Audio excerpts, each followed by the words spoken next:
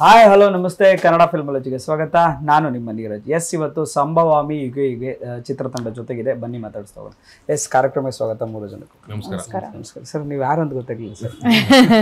ನಾನು ಈ ಸಿನಿಮಾದಲ್ಲಿ ಒಂದು ಡಿಸಿ ಪಾತ್ರ ಮಾಡಿದ್ದೇನೆ ಸರ್, ಸಣ್ಣದಾಗಿ. ಅದಕ್ಕೆ ಸಣ್ಣ ಆಗಿದ್ದೀರಾ ಸರ್? ಏನ್ ಸರ್ ಇದು? ಅದಕ್ಕೆ ನಾನು ಅವಾಗ್ಲಿಂದ ಕೇಳಿಲ್ಲ, ಕೇಳ್ಬಿಟ್ರೆ ಇಂಟರ್ವ್ಯೂಲಿ ಮಿಸ್ ಆಗ್ಬಿಡುತ್ತೆ ಅಂತ. ಈ ರೇಂಜಿಗೆ ಅವತ್ತು ಹೇಳಿದ್ರ ನನಗೆ ಲಾಸ್ಟ್ ಇಂಟರ್ವ್ಯೂಲಿ ಸಣ್ಣ ಆಗ್ತೀನಿ ಮಗ ಅಂತ ಅಲ್ವಾ? ಫುಲ್ ಚೇಂಜ್ ಆಗ್ಬಿಟ್ಟಿದ್ರೆ ಸೂಟಿದ್ರೆ ಸರ್. ಹೆಂಗಿದು ಡಯಟ್? ಡಯಟ್ ಏನಿಲ್ಲ, ರೆಗ್ಯುಲರ್ ಡಯಟ್. ಸಣ್ಣ ಆಗ್ಬೇಕು ಅನ್ನೋ ಮೈಂಡ್ ಸೆಟ್ ಇರ್ಬೇಕಷ್ಟೇ ಬೇಸಿಕಲಿ. ಡೆಡಿಕೇಶನ್ ಕರ್ಕೊಂಡ್ಬಂದು ಇಲ್ಲಿ ನಿಲ್ಸಿದೆ. ಡಬಲ್ ಎಕ್ಸೆಲ್ ಇಂದ ಎಲ್ಲಿಗೆ ಚೇಂಜ್ ಆಗಿದ್ದೀರಾ? ಬಂದಿದ್ದೀನಿ. ಹೌದಾ? Super sir. ಎಷ್ಟು ವೆಯ್ಟ್ ಲಾಸ್ ಆಗಿದೆ? ಆಲ್ಮೋಸ್ಟ್ 26-27 ಕಿಲೋಸ್ ಇಳಿಸಿದೆ. Oh super. ಪಾತ್ರಕ್ಕಾಗಿ ರೆಡಿ ಆಗ್ತಿದೆ? ಪಾತ್ರಕ್ಕಾಗಿ ರೆಡಿ ಆಗಿದ್ದೆ, ದಪ್ಪ ಆಗಿದ್ದೆ ಆಕ್ಚುಲಿ ಪಾತ್ರಕ್ಕೆ. ಲಾಫಿಂಗ್ ಬುದ್ಧಾಗೋಸ್ಕರ 30 ಕಿಲೋಸ್ ರೈಸ್ ಮಾಡಿದ್ದೆ. ಸೊ ಇವಾಗ ಆಲ್ಮೋಸ್ಟ್ 25-28 ಕಿಲೋಸ್ ಏನೋ ಇಳಿಸಿದ್ದೀನಿ. ಓಕೆ, ಇನ್ನೊಂದ್ ಸ್ವಲ್ಪ ಇಳಿಸ್ಬೇಕು. ಇನ್ನೂ ಇಳಿಸ್ಬೇಕು? ಓ, ಅಂದ್ರೆ ಈಗ ಓಲ್ಡ್ ನೀವು ಸೀರಿಯಲ್ ಟೈಮಲ್ಲಿ ಬಂದ್ರಲ್ಲ, ಆ ಟೈಪ್ ಫಿಸಿಕ್ ಬರ್ತಾ ಇದ್ದೀರಾ? ಇಲ್ಲ, ಉಳಿದವರು ಕಂಡಂತೆ ಫಿಸಿಕ್ ಬರ್ಬೇಕು ವಾಪಸ್. Oh okay, super sir. ಈ ಡೆಡಿಕೇಶನ್ ನಾವು ಅವತ್ತು ನೀವು ಹೇಳಿದ್ರಾ, ಇವತ್ತು ಉಳಿಸ್ಕೊಂಡ್ಬಿಟ್ಟಿದ್ದೀರಾ. Thank you. Yes, thank you sir. Yes, ಹೇಳಿ. ಹೀರೋ ಹೀರೋಯಿನ್ ನಿಮ್ ಕನ್ನಡ ಬರುತ್ತಲ್ವಾ? ಹೌದು ಬರುತ್ತೆ ಸರ್. ಕನ್ನಡ ಬರಲ್ಲ? ಇಲ್ಲ, ನಾನು ಕನ್ನಡಿಗ. ಅವರು ಬಾಂಬೆ ಇರೋದು ಸರ್? ಇಲ್ಲ, ಬಾಂಬೆ ಹುಟ್ಟಿರೋದು ಬಿಜಾಪುರ್ ನಾನು. ಓಕೆ, ಯಾರ ಬಾಂಬೆ ಹೀರೋಯಿನ್ ಬಂದ್ಬಿಟ್ಟಿದ್ದಾರೆ?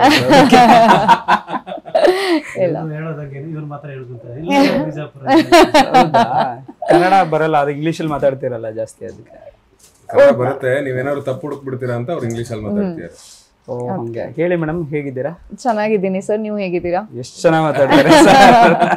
ನನ್ ಕನ್ನಡನೇ ಬರಲ್ಲ, ಏನಪ್ಪ ಮಾತಾಡೋದು ಅನ್ಕೊಂಡು. ಬಾಂಬೆ ಹೀರೋಯಿನ್ಗಳ ಜೊತೆ ಮಾಡಿದೀವಿ ಸರ್ ಇಂಟರ್ವ್ಯೂಸ್. ನಮ್ಗೆ ಆ ಭಾಷೆ ಗೊತ್ತಾಗಲ್ಲ, ಅದ್ ಗೊತ್ತಾದ್ರೂ ನಮ್ಗೆ ಈ ಕಡೆ ರಿಯಾಕ್ಷನ್ ಬರಲ್ಲ. ಸೊ ಅದಕ್ಕೋಸ್ಕರ ಹಂಗೆ. ಇಲ್ಲ ಸರ್, ಇಲ್ಲ, ಇಲ್ಲಿ ಇನ್ಕಮಿಂಗ್ ಇದೆ, ಔಟ್ ಗೋಯಿಂಗು ಇದೆ. ಓಕೆ, ನೋಡು ತುಂಬಾ ಚೆನ್ನಾಗಿ ಮಾತಾಡ್ತಾರೆ ಸರ್. ನೀವು ಕರ್ನಾಟಕದವರೆಲ್ಲ ಸರ್? ಹೇಳಿ ಸರ್, ಯಾವ ಊರು, ಏನ್ ಕತೆ ನಿಮ್ದು? ನಮ್ಮೂರು ಕುಂದಾಪುರ ಸರ್. ಓಕೆ, ಪ್ರಮೋಷನ್ ಮನೆ ಪಕ್ಕದಲ್ಲೇ. ಓ ಹೌದಾ? ಓಕೆ. ಸೊ ಇದೊಂದು ಸಂಭವಾಮಿ ಫಸ್ಟ್ ಮೂವಿ ನಿಮ್ದು ಡೆಬ್ಯೂ? ಇಲ್ಲ, ಇದು ಸೆಕೆಂಡ್. ಓಕೆ. ಫಸ್ಟ್ ಮೂವಿ ಬಂದು 1975 ಲಾಸ್ಟ್ ಇಯರ್ ರಿಲೀಸ್ ಆಯ್ತು. ಓಕೆ. ಅದಾದ ನಂತರ ಅದು ರಿಲೀಸ್ ಆದ ತಕ್ಷಣ ಇದನ್ನ ಕೈಗೆತ್ಕೊಂಡಿದ್ವಿ. ಒಂದು ಒಳ್ಳೆ ಕಥೆನ ಹುಡುಕ್ತಾ ಇದ್ದು, ಅವಾಗಲೇ ನಂಗೆ ಸಿಕ್ಕಿದ್ದು ಚೇತನ್ ಶೆಟ್ಟಿ. ಒಂದು ಒಳ್ಳೆ ಕಥೆ ವಿತ್ ಸ್ಕ್ರೀನ್ ಪ್ಲೇ ಆಗ್ಬೋದು, ಸ್ಟೋರಿ ಲೈನ್ ಆಗ್ಬೋದು, ಆಮೇಲೆ ಬರೋ ಟ್ವಿಸ್ಟ್ಗಳು, ಆ ಸಸ್ಪೆನ್ಸ್ ಥ್ರಿಲ್ಲರ್ ಆಗ್ಬೋದು, ಎಲ್ಲರೂ ಒಂದು ಹೊಸತನ ಇದೆ. ಎಲ್ಲ ನೋಡಿರದೆ ಇರೋ ಥರ ಒಂದು ಕಥೆ. ಅದಕ್ಕೆ ಇಷ್ಟ ಆಗಿ ಅಲ್ಲಿಂದ ಟೇಕ್ ಆಫ್ ಆಗಿ ಇವತ್ತು ರಿಲೀಸ್ ಅಂತ ಬಂದಿದ್ದೀವಿ. ಓಕೆ. ಏನಿದು ಸಂಭವಾಮಿ ಯುಗೆ ಅಂದರೆ ಆ್ಯಕ್ಚುಲಿ? ಅಂದರೆ ಇದು ಮಹಾಭಾರತದಲ್ಲಿ ಕೇಳಿದಂಥ ಒಂದು ಡೈಲಾಗು, ಅಂದರೆ ಒಂದು ವಾಕ್ಯನ ಅಂತ ಹೇಳ್ಬೋದು. ಅಂದರೆ ಸಂಭವಾಮಿ ಯುಗೆ ಅಂದರೆ ಯಾವಾಗ ಅನ್ಯಾಯ ಈ ಥರ ಜಾಸ್ತಿ ಆಗುತ್ತೋ ಆವಾಗ ಕೃಷ್ಣ ಅವಾಗ ಲಾಸ್ಟಲ್ಲಿ ಹೇಳಿರೋ ಮಾತಿಲ್ಲ, ಲೈನ್ ಮೀನಿಂಗ್ ಅದು. ಸೊ ಯಾವಾಗ ಅನ್ಯಾಯಗಳು ಜಾಸ್ತಿ ಆಗುತ್ತೋ ಆವಾಗ ನಾನು ಮತ್ತೆ ತಲೆ ಬರ್ತೀನಿ ಅನ್ನೋ ಸಂಭಾವ್ಯ ಮೀನಿಂಗ್ ಇದೆ. ಸೊ ಹಾಗಾಗಿ ಅದನ್ನು ಆ ಪ್ಯಾಟರ್ನ ಇಟ್ಕೊಂಡು, ಆ ಲೈನ್ನ ಇಟ್ಕೊಂಡು ನಾವು ಕಲಿಯುಗದಲ್ಲಿ ಇವಾಗಿನ ಪ್ರೆಸೆಂಟ್ ಸಿನಾರಿಯೋದಲ್ಲಿ ಒಂದು ಕಥೆನ ಅದೇ ಪ್ಯಾಟರ್ನಲ್ಲಿ ಒಂದು ಕಥೆನ ತಗೊಂಡು. ಕೃಷ್ಣ ಇಲ್ಲ, ನಾನು ಸಿನಿಮಾದಲ್ಲಿ ಅರ್ಜುನ. ಕೃಷ್ಣ ಅಂತ ನಮ್ಮ ಫ್ರೆಂಡ್ ಇರ್ತಾರೆ, ಕೃಷ್ಣ ಅಂತ. ಕೃಷ್ಣ ಬರೀ ಸಾರಥಿ, ಯುದ್ಧ ಮಾಡಿದ ಅರ್ಜುನ ಅಲ್ಲ. ಓಕೆ ಸರ್, ನಿಮ್ದು ಕ್ಯಾರೆಕ್ಟರ್ ಏನ್ ಸರ್? ನಾನು ಶಕುನಿ ಇದ್ರಲ್ಲಿ. ಓ ಮಾವ. ಓಕೆ. ನನಗೇನ್ ಭಯ ಸರ್, ಯಾಕಂದ್ರೆ ನಾನು ಮಾಡಿರೋ ಇಂಟರ್ವ್ಯೂಸ್ ಎಲ್ಲ ಇವ್ರದ್ದು ಎಲ್ಲ ಪೊಲೀಸ್ ಪಾತ್ರಗಳು. ಡಿಸಿ ಸರ್, ಇದ್ರಲ್ಲಿ ಡಿಸಿ ಅಲ್ವಾ ಸರ್? ಗ್ಯಾರಂಟಿ ಎಲ್ಲ ಮಧ್ಯದಲ್ಲಿ ಏನಾದ್ರು ಚೇಂಜ್? ಏನೂ ಆಗಲ್ಲ. ಸೆಕೆಂಡ್ ಸೈಕಮರ್ ಆಗಿ ಪ್ರಮೋಷನ್ ಆಗಿದೆ. ಪ್ರಮೋದ್ ಸರ್ದು ಇಂಟರ್ವ್ಯೂ ಮಾಡಿರೋದೆಲ್ಲ ನನ್ನ ಪೊಲೀಸ್ ಕ್ಯಾರೆಕ್ಟರ್. ಒಂದು 5ರಿಂದ 6ನೇ ಇಂಟರ್ವ್ಯೂ ಸರ್ದು ಎಲ್ಲ ಪೊಲೀಸ್ ಕ್ಯಾರೆಕ್ಟರ್ ಇಂಟರ್ವ್ಯೂ. ಈ ಸಲ ಪ್ರಮೋಷನ್ ಆಗಿ ಪ್ರಮೋಷನ್ ಆಗಿದೆ. ಹೇಗಿದೆ ಸರ್ ಡಿಸಿ ಕ್ಯಾರೆಕ್ಟರ್? ಮಜಾ ಇದೆ, ಫಸ್ಟ್ ಟೈಮ್ ಮಾಡಿದಲ್ಲ, ಸೊ ಹಂಗಾಗಿ ಹೊಸದೇನೋ ಮಾಡಕ್ ಸಿಗುತ್ತೆ. ತುಂಬಾ ರೆಗ್ಯುಲರ್ ಪ್ಯಾಟರ್ನ್ ಬಿಟ್ಟು ಹೊಸ ತರದ್ದು ಏನೋ ಒಂದಿಷ್ಟು ರಿಸರ್ಚ್ಗಳು ಓಡುತ್ತೆ. ಅಂದ್ರೆ ಬೀಂಗ್ ಅನ್ ಆಕ್ಟರ್ ನಾವು ಒಂದು ರಿಸರ್ಚ್ ಮಾಡ್ತಾ ಇರ್ತೀನಿ ನಾನು. ಯಾವ್ದಾದ್ರು ಕ್ಯಾರೆಕ್ಟರ್ಸ್ ಬಂದ್ರೆ ಈಗ ತುಂಬಾ ಯೂಟ್ಯೂಬ್ ಅಥವಾ ಇನ್ನೊಂದು ಆಕ್ಸೆಸಿಬಲ್ ಇಲ್ಲಿ ತುಂಬಾ ಇಂಟರ್ನೆಟ್ ಚೆನ್ನಾಗಿರೋದ್ರಿಂದ ಈ ಡಿ ಸಿಗಳು ಹೆಂಗ್ ವಾಕ್ ಮಾಡ್ತಾರೆ, ಹೆಂಗ್ ಭಾಷಣ ಮಾಡ್ತಾರೆ, ಹೆಂಗ್ ಜನರ ಜೊತೆ ರಿಯಾಕ್ಟ್ ಮಾಡ್ತಾರೆ, ಹೆಂಗ್ ಮಾತಾಡ್ತಾರೆ, ಈ ತರದನ್ನೆಲ್ಲ ಈ ಕ್ಯಾರೆಕ್ಟರ್ ಹೋದಾಗ ರೆಡಿ ಆಗ್ಬೇಕಾರೆ ಅದಷ್ಟನ್ನು ಒಂದು ರೌಂಡ್ ನೋಡಿ ಚೆಕ್ ಮಾಡಿ ಯಾರನ್ನ ಅಂದರೆ ಒಬ್ಬರನ್ನೇ ನೋಡಿದ್ರೆ ಕಾಪಿ ಆಗುತ್ತೆ. ಸೊ ಒಂದು 8-10 ವಿಡಿಯೋಸ್ ನೋಡಿದ್ರೆ ಅವ್ರು ಹೇಗೆ ಬಿಹೇವ್ ಮಾಡ್ತಾರೆ, ಅವ್ರದ್ದೇ ಒಂದು ಯುನಿಕ್ ವೇ ಆಫ್ ಬಿಹೇವಿಂಗ್ ಇರುತ್ತೆ. ನೀವು DC-ಗಳನ್ನ ನೋಡಿದ್ರೆ ಅವ್ರು ಹೇಗೆ ಸ್ಟ್ರಿಕ್ಟ್ ಆಗಿರ್ತಾರೆ, ಅವ್ರ ಫೇಸ್ ಹೇಗಿರುತ್ತೆ, ಈ ತರದನ್ನೆಲ್ಲ ಒಂದಿಷ್ಟು ಫಾಲೋ ಮಾಡ್ತೀವಿ. Walk style. ಹೌದು, ಅದನ್ನೆಲ್ಲ ನೋಡ್ಕೊಂಡು ಆಮೇಲೆ I just get prepared. Sir ಆರಾಮಾಗಿ ಓದ್ಬಿಟ್ಟು DC ಆಗ್ಬಿಟ್ಟಿದ್ರಿ. ಇನ್ನು ಆರಾಮಾಗಿ ಓದೋದೇ ಕಷ್ಟ, ಇದು ಈಸಿ. ಕಲಾವಿದನಾಗಿ ಎಷ್ಟೆಲ್ಲ ಪಾತ್ರಗಳನ್ನ ಮಾಡಬಹುದು ಸರ್.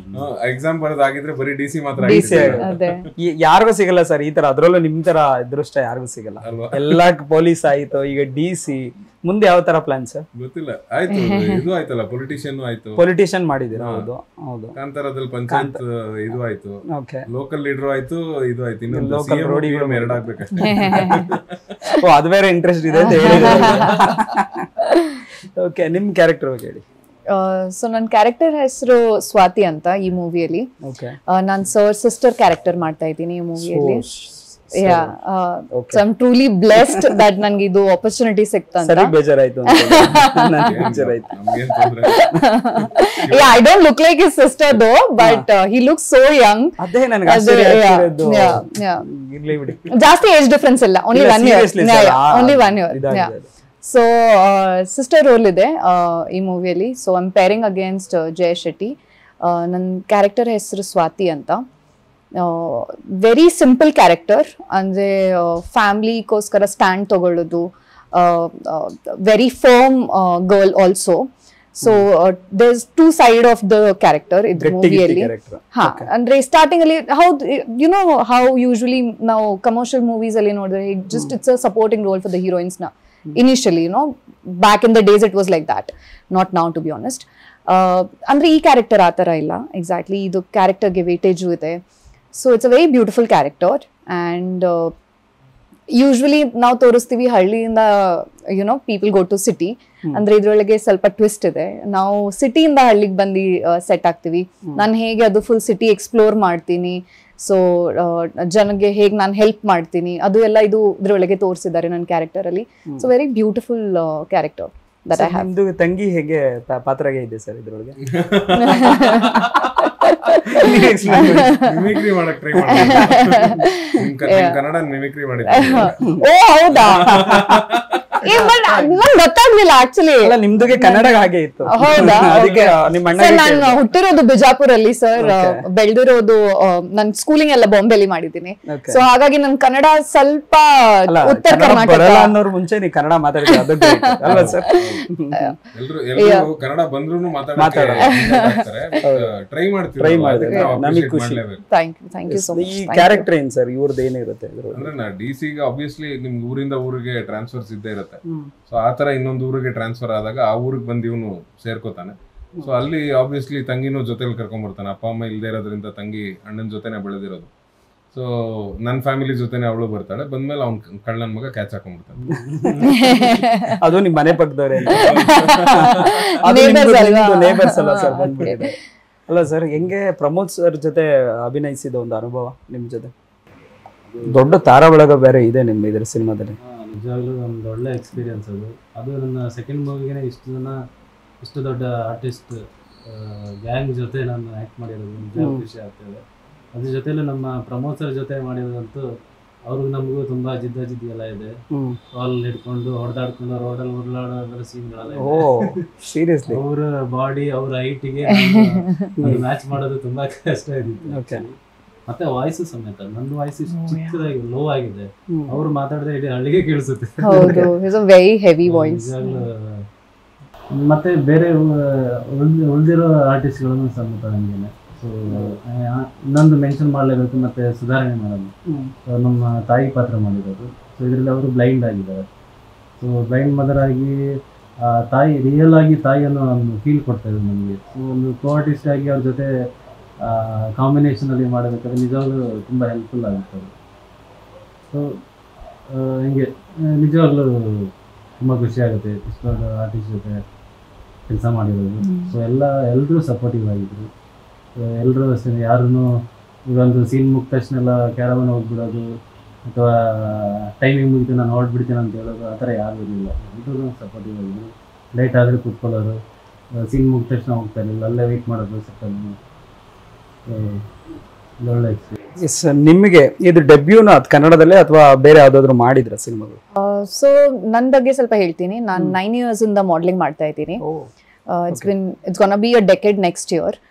ಹಾಗಾಗಿ ನಾನು 2019 ಅಲ್ಲಿ ಒಂದು ಚಿಕ್ಕ ಪಾತ್ರ ಮಾಡಿದ್ದೆ ಮೂವಿಯಲ್ಲಿ. ಅಂದ್ರೆ ಅದಾದ್ಮೇಲೆ ಮತ್ತೆ ಆಬ್ವಿಯಸ್ಲಿ ಕೋವಿಡ್ ಆಯಿತು and I was in Bombay. COVID open ಆದ ತಕ್ಷಣನೇ ಮತ್ತೆ it was almost in after few months ಅದಾದ್ಮೇಲೆ ಚೇತನ್ ಸರ್ ನನ್ನ ಕಾಂಟ್ಯಾಕ್ಟ್ ಆದ್ರು. Then I sign this movie. But as a main lead, obviously this is my first movie, and ಹಾಗಾಗಿ different ಆಗಿ experience ಇತ್ತು, no doubt. So yeah, but ಅಂದ್ರೆ modelling ಇಂದ acting ತುಂಬಾ difference ಇದೆ. ಮಾಡ್ಲಿಂಗ್ ಅಂದ್ರೆ ನಮ್ಗೆ ರೀಟೇಕ್ಸ್ ಇರಲ್ಲ, ಮತ್ತೆ ಯು ಕಾಂಟ್ ರಿಯಲಿ ಎಕ್ಸ್ಪ್ರೆಷನ್ ಜೊತೆ ನಿಮ್ಗೆ ಜಾಸ್ತಿ ಇದು ಮಾಡಕ್ ಸಿಗಲ್ಲ, ಎಕ್ಸ್ಪೆರಿಮೆಂಟ್ ಮಾಡಕ್ ಸಿಗಲ್ಲ. ಇಲ್ಲಿ it was a total different world. Obviously it is a part of glam world. Andre aa tara different experience. It's a beautiful experience altogether. ಯಾವ್ದು ಈಸಿ ಅನ್ಸುತ್ತೆ ನಿಮಗೆ, modelling are acting? Sir,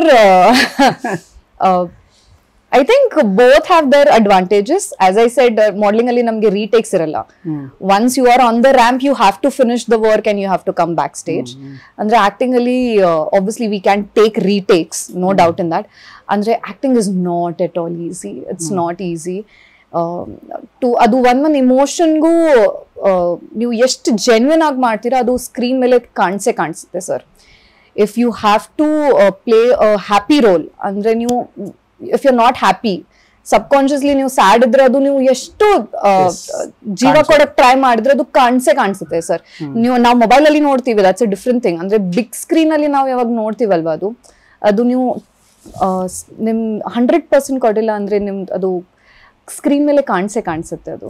so ಹಾಗಾಗಿ it is a very different learning for me, but a beautiful learning, and I am super excited to get in to this field. Sandalwood ಅಲ್ಲಿ ಇನ್ನೂ ಕೆಲಸ ಮಾಡಬೇಕು, ಚೆನ್ನಾಗಿ ಕೆಲಸ ಮಾಡಬೇಕು. ಸೊ ಯಾ, ಅಲ್ಲ world record Pramod sir, no doubt I was so lucky.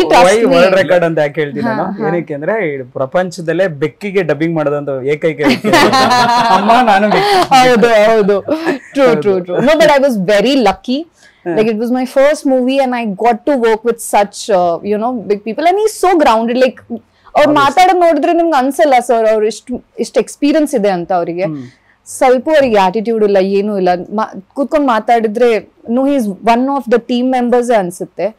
And I think all this is the learning for us sir, to be honest. ಅವ್ರು ಹೇಗಿರ್ತಾರೆ, ಅವ್ರ ಕೋ ಆಕ್ಟರ್ಸ್ ಜೊತೆ ಹೇಗೆ ಅವ್ರು ಮೋಲ್ಡ್ ಮಾಡ್ತಾರೆ, ಅದು ಎಲ್ಲ ನಾವು ನೋಡಿ obviously we are going to learn. So yeah, there is a lot to learn from them.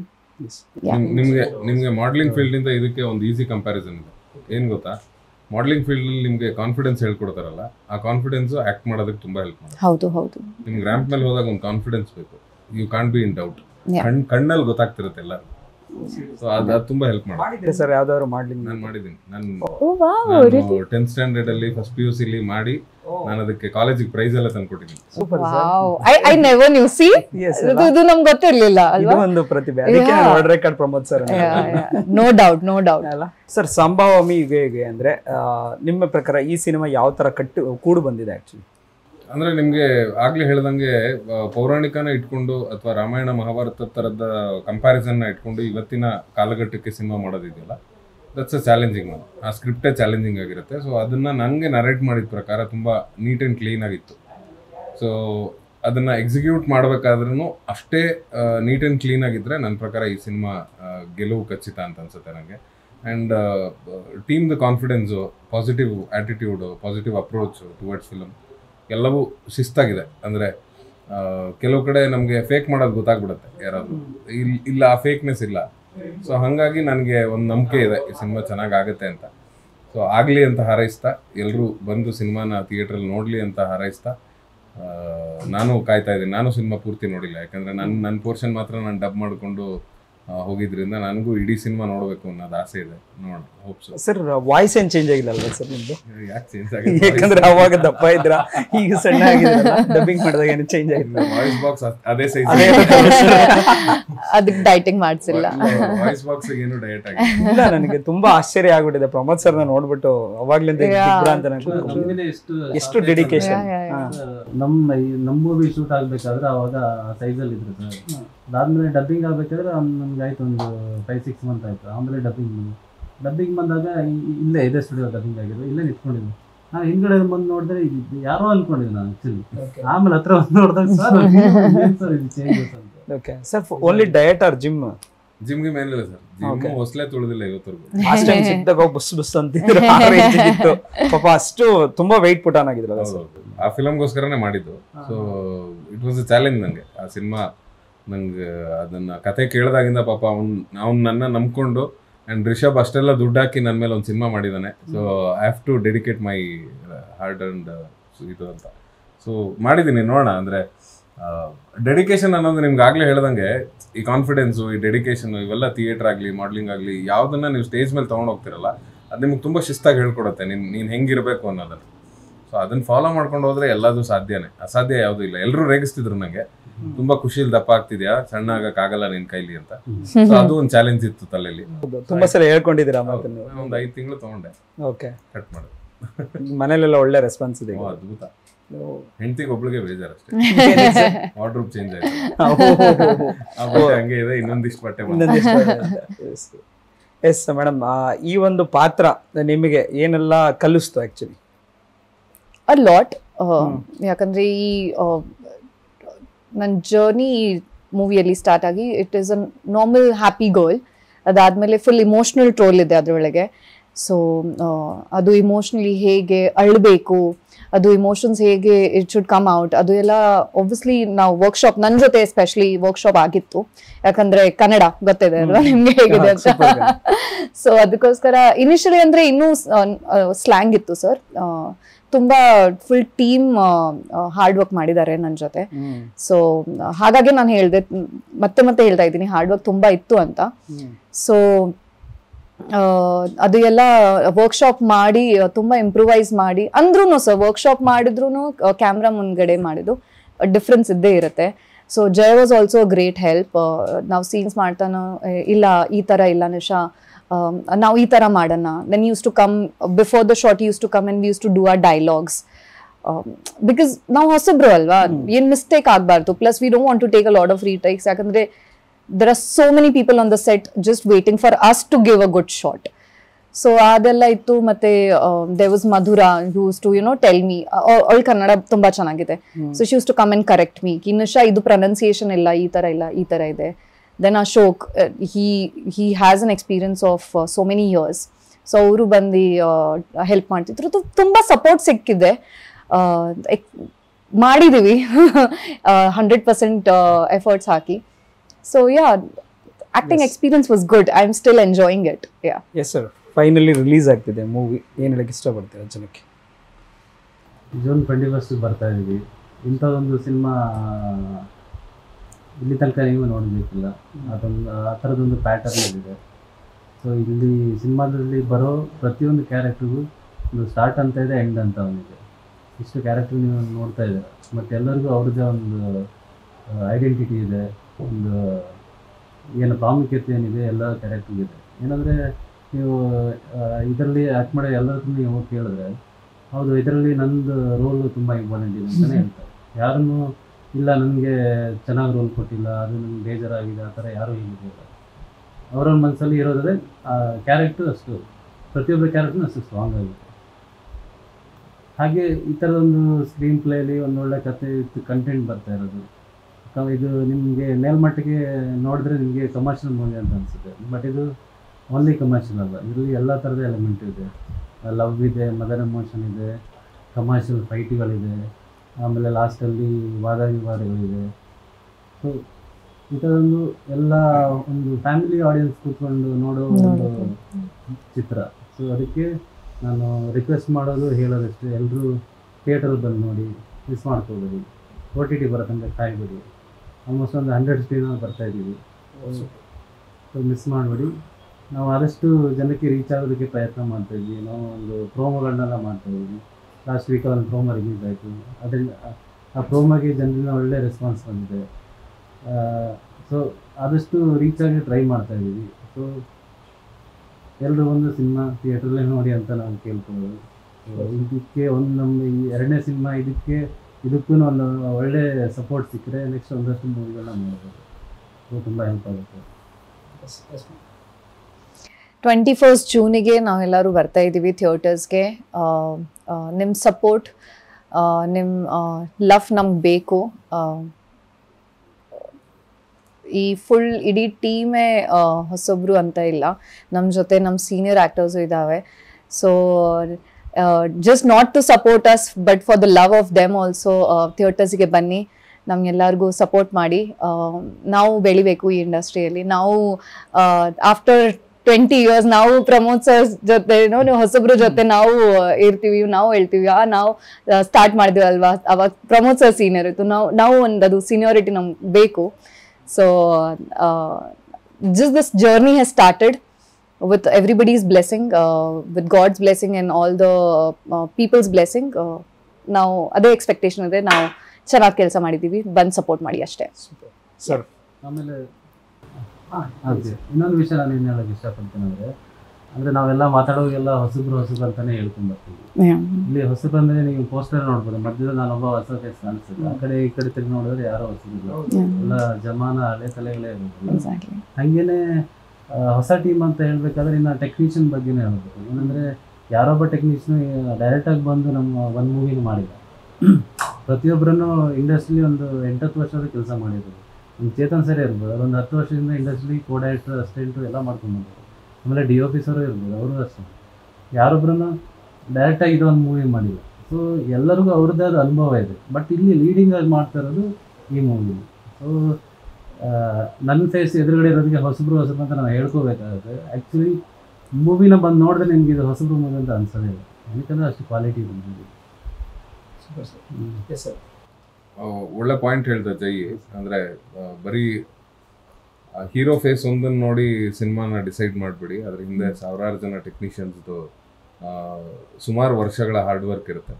So ದಯವಿಟ್ಟು ಸಿನಿಮಾ ಥಿಯೇಟ್ರಿಗೆ ಬಂದು ಸಂಭವಾಮಿ ಯುಗೆನ ನೋಡಿ, ಆನಂತರ ನಿಮ್ಮ ಕಮೆಂಟ್ಗಳನ್ನ ಪಾಸ್ ಮಾಡಿ.